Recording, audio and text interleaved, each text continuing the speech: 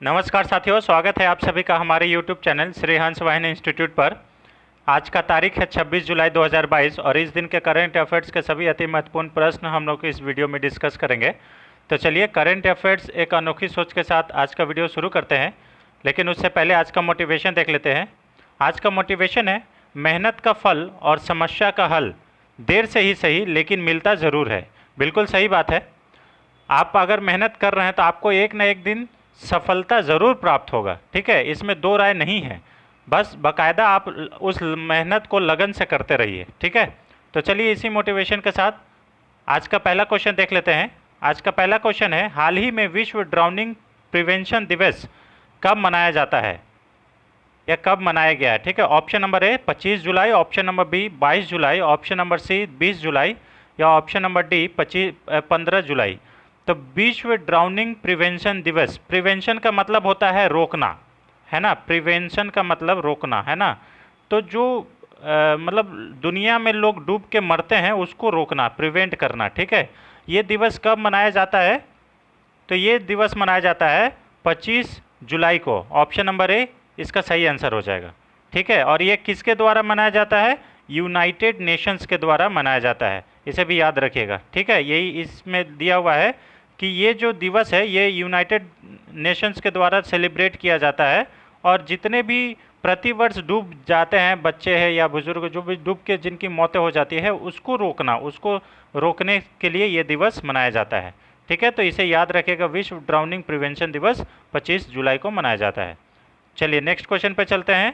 Question number 2, हाल ही में Swiss Open 2022 का खिताब किसने जीता है? बहुत इंपॉर्टेंट है फ्रेंड्स, स्विस ओपन 2022 का खिताब किसने जीता? Option number A Casper Ruud, option number B Roger Federer, option number C Naomi Osaka, option number D इनमें से कोई नहीं। तभी हाल ही में कैस्पर रूड ने स्विस ओपन 2022 का खिताब जीता है, तो इसका ए आंसर सही हो जाएगा। बहुत इंपॉर्टेंट है, इसे याद रखिएगा, ठीक है। इससे रिलेटेड कुछ इंपॉर्टेंट फैक्ट देख लेते हैं। जैसे ये जो स्विस ओपन है ये किससे संबंधित है? तो टेनिस से संबंधित है, इसे भी याद रखिएगा, क्योंकि ये सब पूछ लेता है स्विस ओपन किस किस खेल से संबंधित है। टेनिस से संबंधित है। और ये कैस्पर रूड जो है ये नॉर्वे के खिलाड़ी हैं और टेनिस खेलते हैं, इसे भी याद रखिएगा, ठीक है। चलिए नेक्स्ट क्वेश्चन पे चलते हैं। क्वेश्चन नंबर 3, हाल ही में किस राज्य ने बराक भुवन वन्य जीव अभयारण्य के स्थापना के प्रस्ताव को मंजूरी दी है? Option number A Assam, option number B Sikkim, option number C Meghalaya, option number D Arunachal Pradesh. तभी हाल ही में असम सरकार के द्वारा बराक भुवन वन्य जीव अभयारण्य के स्थापना के लिए मंजूरी दी है। असम के मुख्यमंत्री जो ये हैं हेमंत विश्व शर्मा, ठीक है। इनके मतलब अध्यक्षता में राज्यपाल जो जगदीश मुखी हैं उन्होंने ये मंजूरी दी है, प्रस्ताव पर ऊपर साइन कर दिया है, ठीक है। तो ये जो अभयारण्य है ये नया बनने वाला है, ठीक है। और ये किस एक्ट के थ्रू बनेगा? वाइल्ड लाइफ प्रोटेक्शन एक्ट 1972 के थ्रू, ठीक है। असम की राजधानी क्या है? तो दिसपुर है। असम का शास्त्रीय नृत्य क्या है? तो ये सत्रिया है, इसे भी याद रखेगा। और ये सत्रिया जो है ये भारत का नवीनतम शास्त्रीय नृत्य है, इसे भी याद रखिएगा, बहुत इंपॉर्टेंट है फ्रेंड्स, ठीक है। बिहू फेस्टिवल हो, अम्बुबाची का मेला हो, ये सब कहाँ लगते हैं? असम में। असम में अम्बुबाची का मेला 4 दिवसीय मेला है जो कि अभी हाल फिलहाल में ही लगा था, ठीक है। ये कहाँ पे लगता है? कामाख्या माता मंदिर में लगता है, ठीक है। कामाख्या माता का जो मंदिर है उसमें लगता है, ठीक है। कंचनजंगा नेशनल पार्क ये जो है ये सिक्किम में है, इसे याद रखिएगा। भारत का नवीनतम राष्ट्रीय उद्यान जो है ये देहिंग पटकई, ये भी असम में स्थित है। और रायमोना राष्ट्रीय उद्यान ये भी असम में है, तो इसे भी याद रखिएगा। भारत का नवीनतम राष्ट्रीय उद्यान कौन सा है? तो देहिंग पटकई राष्ट्रीय उद्यान है जो कि असम में स्थित है। माजुली द्वीप आप लोग सभी जानते होंगे कि ये आइलैंड है जो कि ब्रह्मपुत्र नदी पर है और असम में ही स्थित है, ठीक है। चारों तरफ से पानी और बीच में ये आइलैंड है, वहाँ पे माजुली द्वीप। और ये बहुत बड़ा, विश्व का सबसे बड़ा आइलैंड है, इसे भी याद रखिएगा। देखिए यहाँ पे लिखा हुआ राष्ट्रीय जल मार्ग नंबर 1 मतलब नेशनल वाटरवे 1, ये कहाँ से कहाँ है? तो ये है गंगा नदी पर स्थित है सबसे पहले तो, और ये है प्रयागराज से हल्दिया के बीच।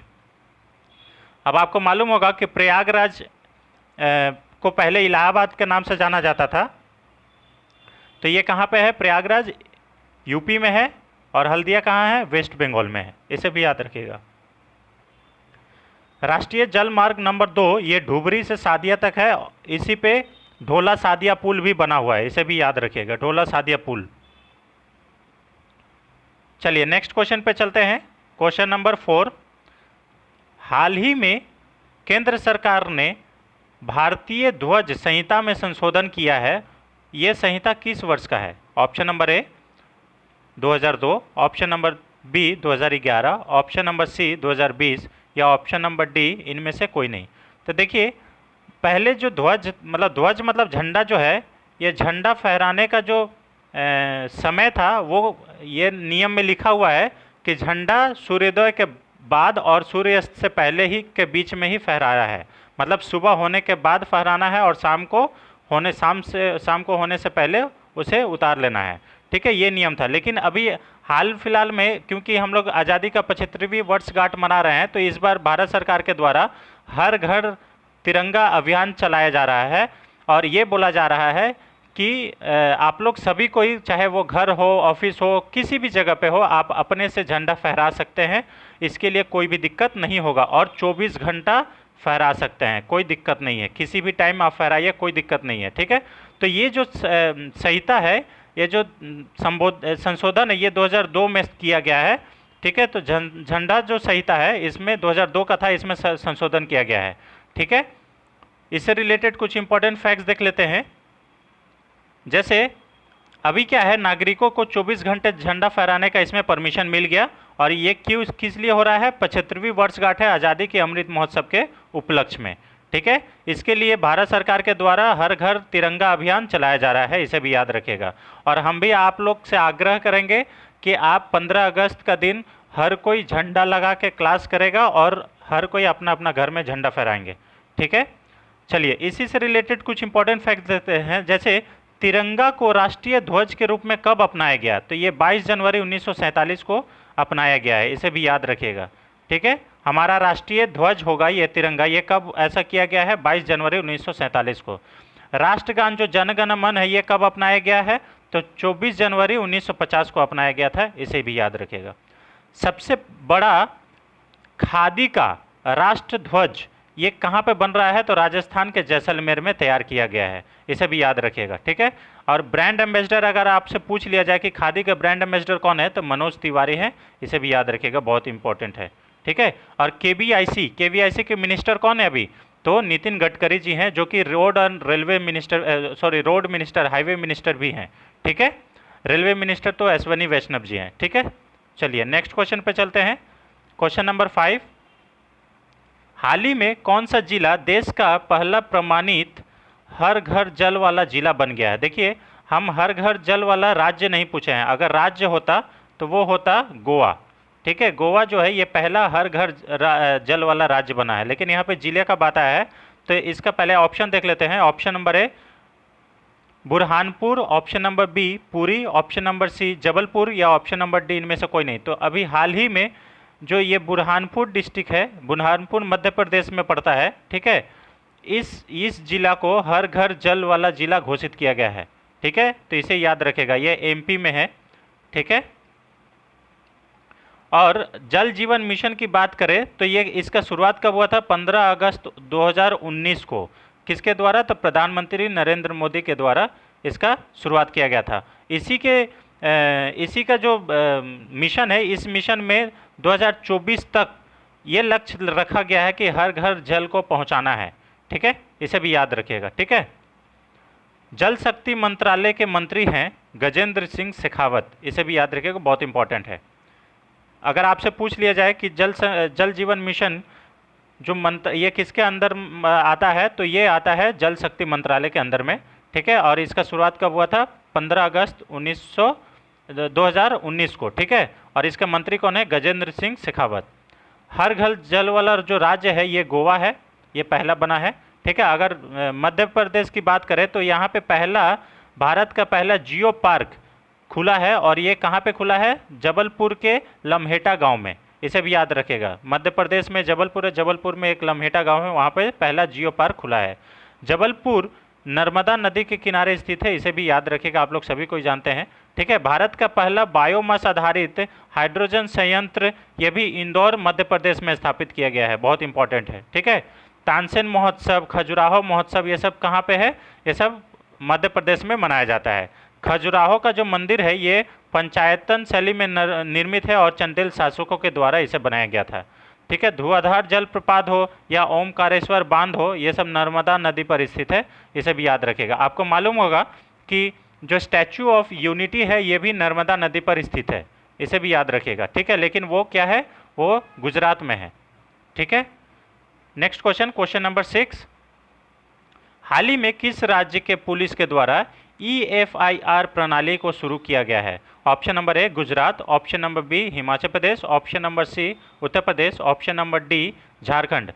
अभी हाल ही में गुजरात राज्य के पुलिस के द्वारा EFIR प्रणाली को शुरू किया गया है। इसमें क्या बताया गया है कि EFIR के जरिए आपका जैसे मोबाइल चोरी हो गया या फिर आपका बाइक चोरी हो गया, तो उसमें आपको कहीं पुलिस स्टेशन जाने की ज़रूरत नहीं है, आप अपने से ऑनलाइन मतलब ये कंप्लेन कर सकते हैं। ठीक है, इसका उद्घाटन गृह मंत्री अमित शाह के द्वारा किया गया है।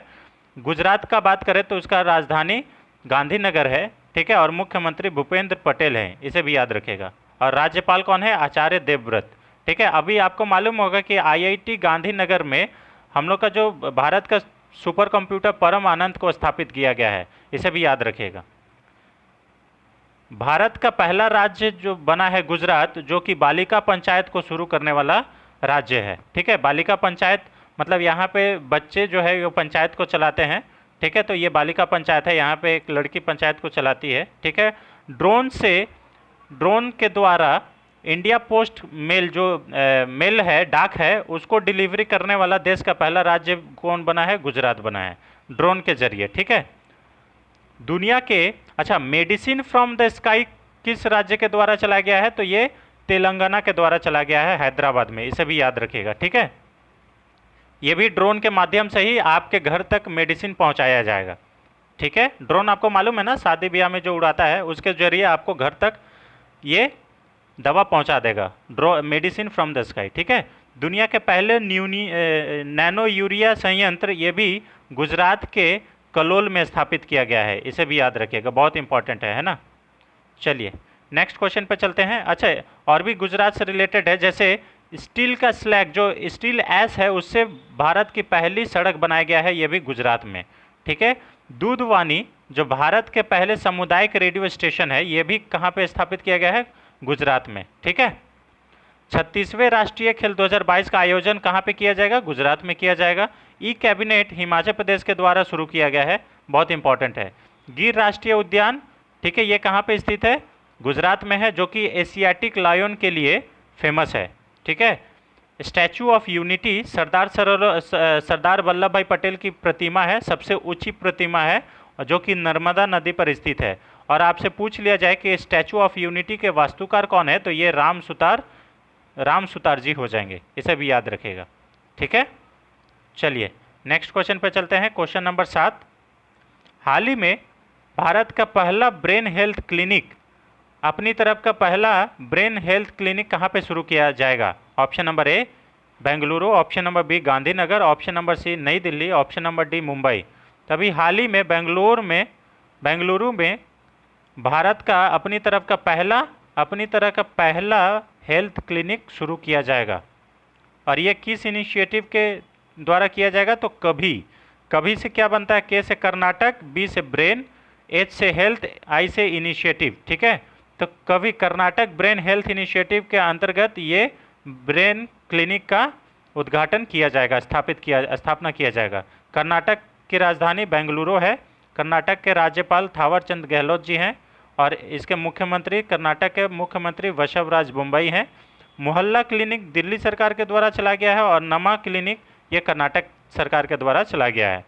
खेलो इंडिया यूनिवर्सिटी गेम्स ये का दूसरा जो संस्करण था, ये भी बेंगलुरु में ही आयोजित हुआ था और यहीं के जैन यूनिवर्सिटी ने टॉप भी किया है, तो इसे भी याद रखिएगा। जैन यूनिवर्सिटीज़ बेंगलुरु के खेलो इंडिया यूनिवर्सिटीज़ गेम में टॉप किया है और इसका शुभंकर क्या था? वीरा, इसे भी याद रखिएगा। भारत की पहली सेमिकॉन, भारत की जो सिलिकॉन वैली है ये किसको कहा जाता है?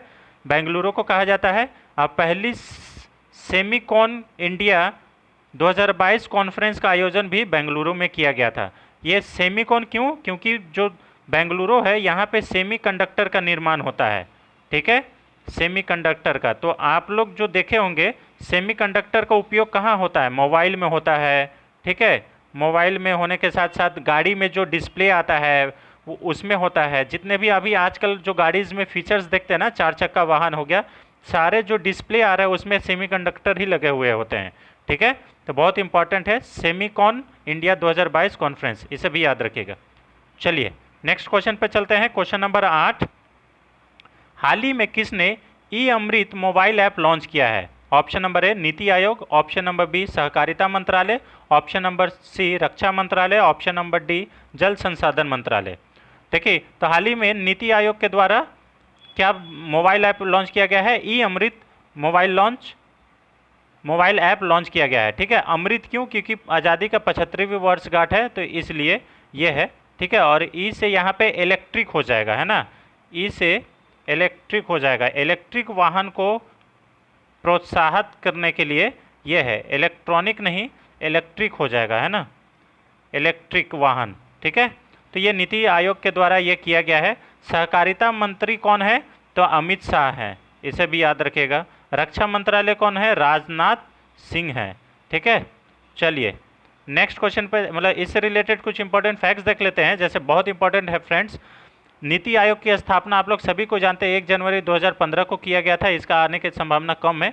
नीति आयोग के पहले जो अध्यक्ष हैं, अध्यक्ष हमेशा प्रधानमंत्री होते हैं, लेकिन पहले उपाध्यक्ष कौन थे? तो अरविंद पनगड़िया थे, इसे भी याद रखिएगा। और अभी में उपाध्यक्ष कौन है? तो सुमन बेरी हैं। बहुत इंपॉर्टेंट है फ्रेंड्स, है ना। नीति आयोग के सीईओ भी पूछते हैं और उपाध्यक्ष भी पूछते हैं, कभी अध्यक्ष नहीं पूछता है एग्जाम में, क्योंकि मालूम है अध्यक्ष हमेशा प्रधानमंत्री होते हैं, ठीक है। उपाध्यक्ष कौन है? अभी सुमन बेरी। पहले उपाध्यक्ष कौन थे? अरविंद पनगड़िया। नीति आयोग के पहले सीईओ कौन थे? सिंधु खुल्लर। और अभी सीईओ कौन है? परमेश्वर अय्यर, इसे भी याद रखिएगा।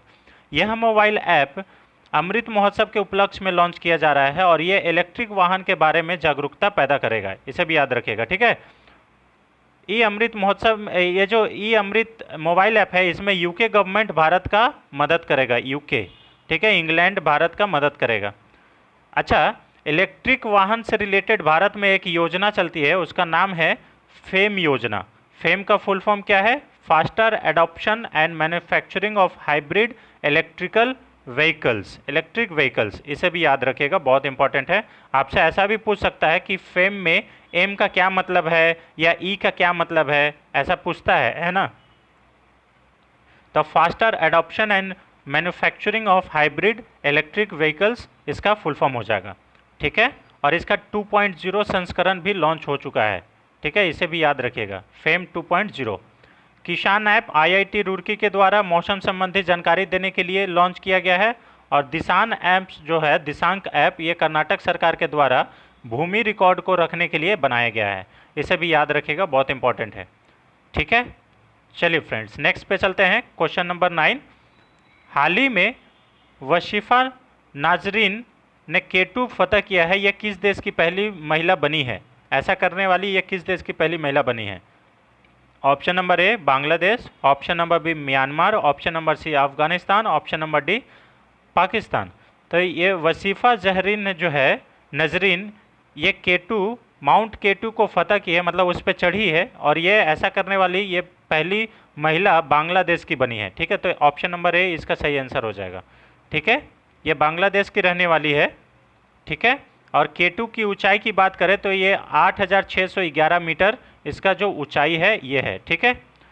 बांग्लादेश की राजधानी ढाका है और मुद्रा जो है ये टका है, इसे भी याद रखिएगा। प्रधानमंत्री शेख हसीना जी हैं, ठीक है।